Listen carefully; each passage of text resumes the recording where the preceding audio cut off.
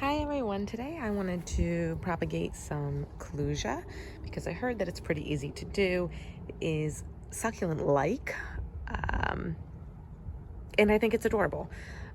We have the regular sized clusia in my front yard, and I also have the dwarf version with a really interesting bug on it. Oh, look at that. All right, so I'll leave that guy alone to wander around the plant while I take some cuttings. So what I did notice, particularly about the dwarf one, is if you just let them be, they get their own walking routes. So if I wanted to make this super easy, which I might just do as an example, I could take a cutting off one of the branches that has already grown these roots that are reaching out toward the ground. So they do crawl out, and I almost wish I have another dwarf clusia here. I almost wish I got 3, but I want a little variety in a bigger bush here. So I'm going to take a couple cuttings. One of them, again, is going to be one with the longer roots here, but I want it to be able to fit in a glass, so maybe I'll go with here. Yeah, I'll cut right below those, because there's a good spot to cut where I have a node, and I have, well, let me just do the cutting first, and then I'll show you. Cut right in here. Okay, so I cut at a place where these roots are already shooting out, so they're just going to continue to grow. So really, I could just plant this cutting in the ground right now and have an entire other bush, but I'll put it in some water just to show you the comparison with another cutting. I also like that point I cut it at because we already have 2 other branches coming from that point. So, which other one should we cut? You want to make sure it has at least a few nodes on it so it can be a healthy cutting. Maybe I'll cut one in the back here. And we can take another cutting from the back here. Chop that one off. And we've got a bunch of nodes on there, so that'll be a nice cutting. All right, so we've got 2 of the dwarf, and then I'm going to take one of the larger clusia. I might take one of these actually, because it's a point where a number of them are already sticking out. So let's just grab one from here,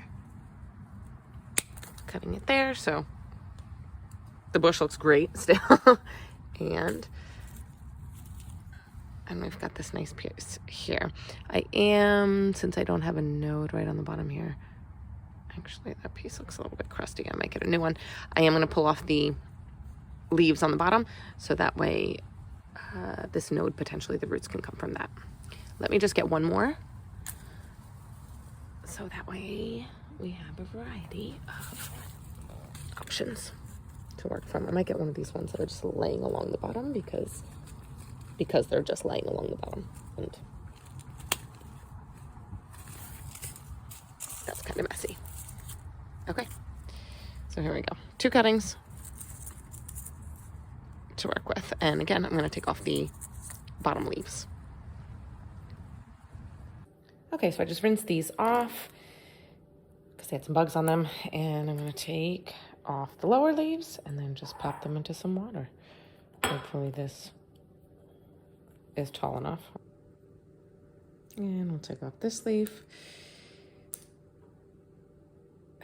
Can't decide. I mean, it looks so cute as is. I think I'm just going to leave these bottom ones on, and if I notice them starting to get gross, then I'll take them off too.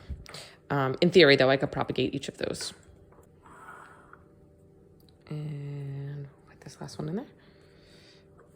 And now we have a whole pretty propagation bowl.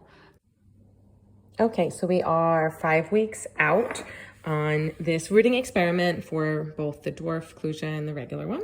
And I wanted to show you what's been happening here.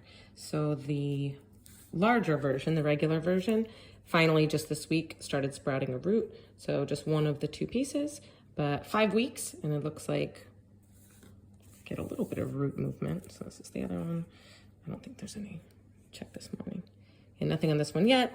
Still alive. They look pretty floppy, but we'll keep those in water a little bit longer. But the dwarf ones As you can see, they lost some leaves, and I have been changing the water every couple days. Had a lot larger root growth, so you can see pretty big root there on this one.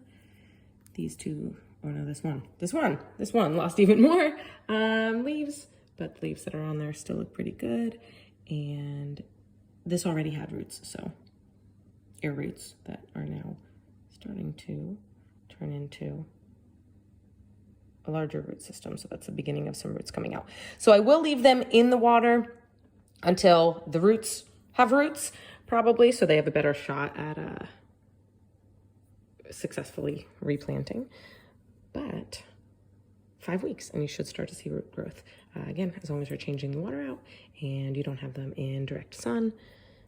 Expect them to look a little ugly in the process, but they will come back once they get their roots going and they can get back outside with some sun. Thanks for watching. Subscribe to learn more with us.